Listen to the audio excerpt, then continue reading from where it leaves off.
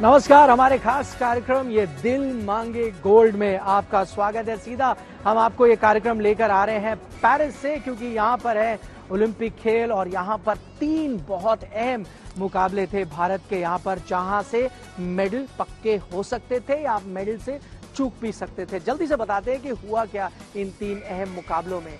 एक में आपको हार नसीब हुई, वो थी लवलीना बोरगोहेन। याद होगा आपको कि पिछले ओलंपिक खेलों में टोक्यो में उन्होंने पदक जीता था। इस बार उनका मुकाबला टॉप सीड जो चाइना की बॉक्सर थी उनके खिलाफ था, लेकिन वहां पर उनको हार का सामना करना पड़ा, तो उनकी मेडल की उम्मीदें यहां खत्म हो गई। दूसरी तरफ लक्ष्य सेन जो बहुत ही जिगरा दिखाकर अच्छा बैडमिंटन यहां पर खेल रहे थे, उनको भी हार का सामना करना पड़ा। उनके खिलाफ थे विक्टर एक्सेलसेन जो इस वक्त दुनिया के टॉप खिलाड़ी हैं।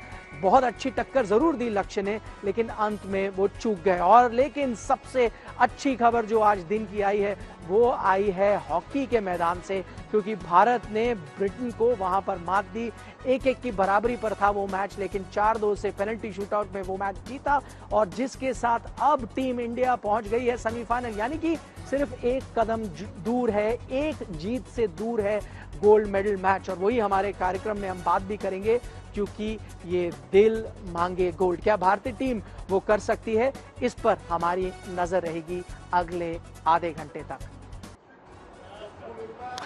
तो देखिए, भारत ने वहां पर एक शानदार मुकाबला जीता है ब्रिटेन के खिलाफ। मेरे साथ आप जुड़ गए हैं मेरे सहयोगी राहुल रावत, जो मैदान पर मौजूद थे, जिन्होंने वो मुकाबला भी देखा। उनसे भी आगे चलकर हम बात करेंगे, लेकिन सबसे पहले हम आपको बताते हैं कि स्टैंड्स में जब भारतीय टीम खेल रही थी, स्टैंड्स में एक लकी चार्म भी मौजूद था। बॉलीवुड सुपरस्टार तापसी पन्नू वहां पर थी, वो यहाँ पर है पेरिस में।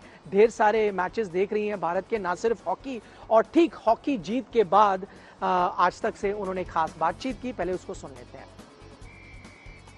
मेरे साथ तापसी पन्नू है। पेरिस ओलंपिक्स में इन्होंने बहुत सारे इवेंट्स देखे हैं, हॉकी के लिए स्पेशली आई थी, और उनके साथ मथायस बो हैं, फॉर्मर प्लेयर हैं, और सात्विक और चिराग के कोच भी थे। अनफॉर्चुनेटली वो मेडल नहीं जीत पाए। तापसी, कैसा रहा ये एक्सपीरियंस? आपको थोड़ा सा तेज बोलना पड़ेगा। थोड़ा सा तेज, डायरेक्ट इंडिया आवाज पहुंचाती हूँ। बिल्कुल, मजा आया होगा।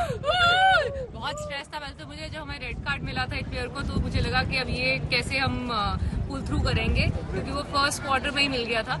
बट वो पूरा खत्म करना, उनको एक ही गोल दे के वहां पे रोके रखना, आई थिंक वहां जब हम पहुंचे मुझे उस टाइम लगा था कि हाँ अब तो जीत गए। But thank God, I mean, she just is such a hero to be saving those goals in shootout. So I just thought कि मेरा ये क्वार्टर फाइनल में आना, मैं आज रात की फ्लाइट लेके वापस जा रही हूँ। मुझे लग रहा है कि थैंक गॉड कि हम जीत गए, वरना बहुत भारी दिल से वापस जाती हूँ। नहीं, आप ऐसा कुछ नहीं है, क्योंकि देखिए हम लोग जब हॉकी के लिए आते हैं ना, मैं टोक्यो में भी थे हम लोग, जब इंडिया ने वो ब्रॉन्ज मेडल जीता था, हम बड़े अपने आप को किस्मत वाला समझते हैं। आई थिंक आप भी आज ये लेकर जा रही हैं मेडल। आपको दिख रहा है, क्योंकि हॉकी का ना एक अरसा हो जाता था कि मेडल की हम सोचते थे, अब आपको लग रहा है कि जा रही हूँ तो एक मेडल तो अश्योर हो गया है। और इस बार कलर भी बदलेगा, मैं उम्मीद तो ये कर रही हूँ। मुझे पता है तापसी के लिए हमने जबरदस्ती उनको खींच के लेकर आए हैं यहाँ पे कि आ जाइए। सुबह भी हमें मिली थी, और यहाँ पे काफी सारे लोग हैं जो आपका इंतजार कर रहे हैं। तापसी, आपने और कौन कौन से गेम्स देखे? मैं आपको एक अपडेट आप लोगों को ही बता दूं कि लवलीना बोरगोहेन जो है टोक्यो ओलंपिक्स की ब्रॉन्ज मेडलिस्ट, अनफॉर्चुनेटली वो बाहर हो गई है क्वार्टर फाइनल से। मैंने उनका मैच देखा था, बॉक्सिंग में उनका मैच देखा था, मैंने बैडमिंटन में देखा डबल्स और सिंगल्स का मैच, एंड देन मैंने कल एथलेटिक्स देखे, जिसमें अनफॉर्चुनेटली हमारी कंट्री का तो कोई नहीं था, but 100 metres women's 100 metre finals देखा मैंने, और शॉर्ट पुट और बहुत अच्छे एथलेटिक्स गेम्स भी देखे। और आज मैंने कहा फिनाले मेरी ट्रिप का ये था। आपने एक मूवी करी थी सांड की आंख, शूटिंग पे करी थी, वो मैंने देखी नहीं जी, वो मैंने देखी नहीं। मेरे आने से पहले वो लड़की एक मेडल जीती चुकी थी मेरे पेरिस आने से पहले, उसकी हैट्रिक होते होते जस्ट रह गई है। I think it just so that she can come back next time and win all the possible disciplines जिसमें भी वो पार्टिसिपेट करे। बिल्कुल, वो जीतेंगी, और होपफुली वो भी जीतेंगी।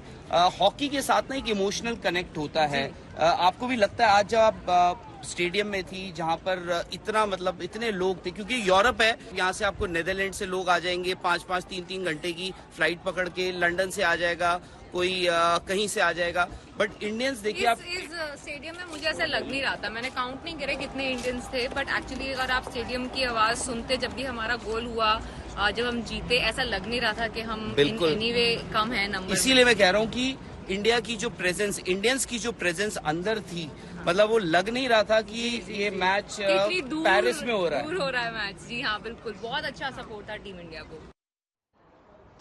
तो चलिए, हमने वहां तापसी पन्नू से तो सुना ही, उन्होंने कहा ना सिर्फ हॉकी का मेडल मिलेगा बल्कि जो रंग है हॉकी के मेडल का वो भी बदल जाएगा, यानी वो गोल्ड मेडल की तरफ इशारा कर रही है। चलिए राहुल रावत के पास चलते हैं, वो मैदान पर मौजूद थे, उन्होंने वो मैच देखा, टोक्यो में भी थे, उन्होंने देखा वहां तो कांस्य पदक आया था। राहुल, क्या आपको लगता है, अब बड़ी खबर तो एक और भी आ रही है हॉकी से कि बेल्जियम जो कि डिफेंडिंग चैंपियन है वो टूर्नामेंट से बाहर हो गई है, बहुत बड़ा उलटफेर हुआ है, स्पेन ने उनको हरा दिया है। तो भारत को एक सेमीफाइनल तो जीतना है, लेकिन वो जो हम एक कार्यक्रम में कह रहे हैं ना, ये दिल मांगे गोल्ड, क्या वो आता आपको नजर आ रहा है? निखिल, कहते हैं फॉर्च्यून फेवर्स द ब्रेव। जिस दिन इंडिया ने ऑस्ट्रेलिया को हराया था, उन्होंने बहुत सारी चीज़ें कर ली थी, क्योंकि स्पोर्ट में ड्रॉ जो है वो बड़ा इंपॉर्टेंट होता है। तो इंडिया ने जब ऑस्ट्रेलिया को हराया, उन्होंने एक काम कर लिया था कि अगर वो अपना क्वार्टर फाइनल मैच जीतते हैं तो वो अवॉइड करेंगे सेमीफाइनल में, ऑस्ट्रेलिया को अवॉइड करेंगे, नेदरलैंड्स को भी अवॉइड करेंगे। अब यह है कि उसके चलते इंडिया का ये है कि सेमीफाइनल जो फिलहाल दिख रहा है, इंडिया को इन दोनों टीमों से तो नहीं खेलना पड़ेगा। मैं ये नहीं बोल रहा हूँ कि इन दोनों को नहीं हरा सकती है इंडियन टीम, पर गोल्ड जो आपने कहा ना, वो एक अब रियलिस्टिक पॉसिबिलिटी है। इंडिया रियलिस्टिकली फाइनल खेलता हुआ दिखता है। जिस तरीके से इस इंडियन टीम ने खेला है, आज खेला हो या ऑस्ट्रेलिया के खिलाफ खेला हो, ये डेस्परेट है जीतने के लिए। आज देखिए ना, 10 लोगों से आप जब मौजूद थे तभी पहले आप देखिए फर्स्ट हाफ में ही, शुरुआत में ही आपके 10 प्लेयर्स रह गए थे। बहुत मुश्किल होता है, स्पेशली इतना हाई प्रेशर जीतना सिर्फ 10 खिलाड़ियों से।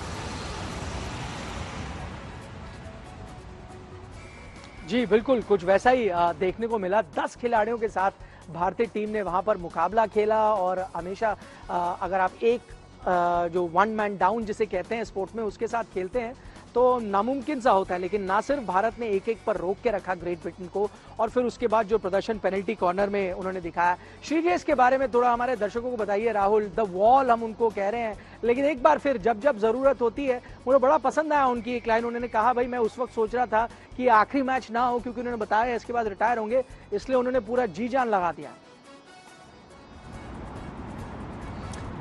दिलीप तिर्की साहब जो हैं फॉर्मर इंडिया कैप्टन, इस वक्त हॉकी इंडिया के प्रेसिडेंट भी है, मैच के बाद उनसे बात हुई, उन्होंने कहा कि श्रीजेश जो है ना is the God of hockey. अब उन्होंने ऐलान ऑलरेडी कर दिया है श्रीजेश ने कि मैं तो इस टूर्नामेंट के बाद, इन ओलंपिक गेम्स के बाद रिटायरमेंट ले रहा हूं। तो मैंने दिलीप तिर्की साहब से पूछा पर गॉड तो रिटायर होते नहीं है। तो दिलीप तिर्की ने कहा कि कोशिश करेंगे हम कि इनको भी रोक सके अगर, बट उनके लिए एक बड़ा अच्छा एक मोमेंट होगा अगर उस हाई पे जाते हैं। और आज देखिए, जब आप 10 रह गए थे, आपके सिर्फ 10 खिलाड़ी रह गए थे, अमित रोहिदास को बाहर कर दिया गया था, रेड कार्ड दिखा दिया गया था, श्रीजेश का रोल बहुत बढ़ गया था। निखिल, अगर आप वो मैच देखें, वो मैच जो है वो करीब 80% वो जो मैच है इंडिया के ही हाफ में खेला गया है। इंडिया को इतना डिफेंड करना पड़ रहा था, क्योंकि आप सारे के सारे जो खिलाड़ी हैं उधर से ग्रेट ब्रिटेन के, वो इंडिया के ही खेमे में थे। तो श्रीजेश जो है सिर्फ गोलकीपिंग नहीं कर रहे थे, उनका डिफेंस में भी एक बहुत इंपॉर्टेंट रोल बन जा रहा था। उसके बाद आप देखिए आज पेनल्टी कॉर्नर्स कितने मिले ग्रेट ब्रिटेन को, वो एक गोल नहीं कर पाए पेनल्टी कॉर्नर से। और आज ना ग्रेट ब्रिटेन ने एक बड़ा एक खराब सा स्वाद भी छोड़ दिया। एक इतनी मतलब वो स्पोर्ट्समैन स्पिरिट की जो हम बात करते हैं ना, जो अब तक क्रिकेट में हम बड़ा इस्तेमाल करते थे, वो आज हॉकी में देखने को मिली कि ग्रेट ब्रिटेन ने क्या किया, उनके गोलकीपर को एक आईपैड थमा दिया शूट ऑफ से पहले, शूट ऑफ के दौरान रात, मतलब उन्होंने एक आईपैड थमा दिया उनके कोच ने, और वो देख रहे हैं मजे से। तो इतनी देर में अंपायर रेफरी आते हैं, वो पकड़ते हैं उनसे आईपैड, वो वापस फेंकते हैं उनके कोच की तरफ जो बाहर बैठे हुए हैं। तो उसके बावजूद आप देखिए एक रेड कार्ड मिल गया, ये सब चल रहा था। उसके बाद एक वक्त पे तो 10 नहीं 9 प्लेयर्स रह गए थे, सुमित को भी एक ग्रीन कार्ड मिल गया था, वो बाहर हो गए थे। आप सोचिए उस वक्त इंडिया 9 खिलाड़ियों से खेल रहा था, पर वही जज्बे की बात है, उस सोच की बात है कि हम हार तो नहीं मानेंगे।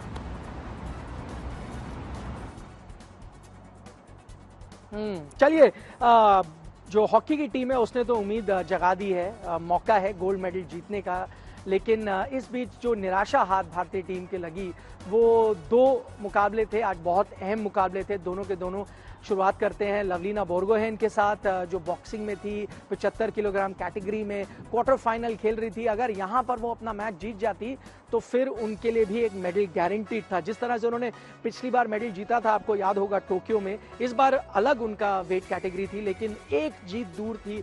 लेकिन अफसोस 4-1 से वो स्प्लिट डिसीजन एक आया, जिसमें उनको हार का सामना करना पड़ा। उनके खिलाफ एक बहुत ही अनुभवी बॉक्सर मौजूद थी, चाइना की जो थी, टॉप सीड भी थी, लेकिन उनसे वो पार नहीं पा पाई। दूसरा नतीजा मैं आपको बता दें, वो है लक्ष्य सेन, यानी बैडमिंटन कोर्ट में वो भी टॉप सीड यानी विक्टर एक्सेलसन, जो कि डिफेंडिंग ओलंपिक चैंपियन है, उनके खिलाफ मुकाबला खेल रहे थे।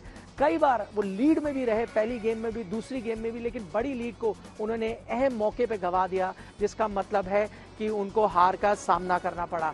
तो चलिए, लक्ष्य सेन के पास तो फिर भी मौका है एक मेडल जीतने का। राहुल, आपसे जाते जाते पूछ लेते हैं, देखिए उनका मुकाबला है मलेशिया के 7th सीड के खिलाफ, लेकिन इस बार जिस तरह का वो फॉर्म दिखा रहे हैं, मतलब दिल तो ये कहता है कि बिना मेडल के उनको नहीं जाना चाहिए। आज मुकाबला तो बहुत एक कठिन खिलाड़ी के खिलाफ था, लेकिन यहाँ उनको एक मेडल के साथ जाना चाहिए, जिस तरह से प्रदर्शन दिखाया उन्होंने अभी तक। बिना मेडल के नहीं जाना चाहिए और वो बिना मेडल के जाएंगे भी नहीं।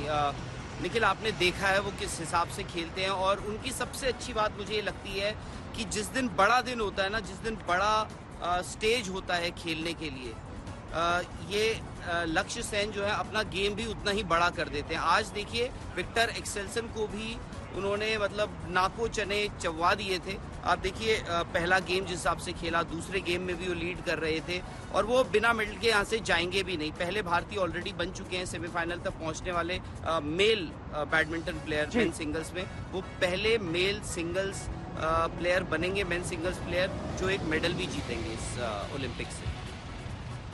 जी चलिए, जाते जाते बस ये कहेंगे, आपके मुंह में घी शक्कर, पहले मेल खिलाड़ी बन जाए जिनको ओलंपिक में मेडल मिल जाए। अफसोस हमारे पास इतना ही समय था आज के इस खास कार्यक्रम में, ये दिल मांगे गोल्ड। लेकिन जाते जाते आपको याद दिला दें, लक्ष्य सेन का मुकाबला 6 बजे भारतीय समय के अनुसार आप कल देख सकते हैं, और फिर परसों मुकाबला होगा भारतीय टीम का सेमीफाइनल में। अभी तक तय नहीं हुआ है कौन होगा उनके खिलाफ, हो सकता है जर्मनी हो या फिर अर्जेंटीना। वो सारी खबरें हम आप तक लाते रहेंगे आज तक पर। फिलहाल हमें इजाजत दीजिए, लेकिन आज तक पर खबरों का सिलसिला जारी रहेगा।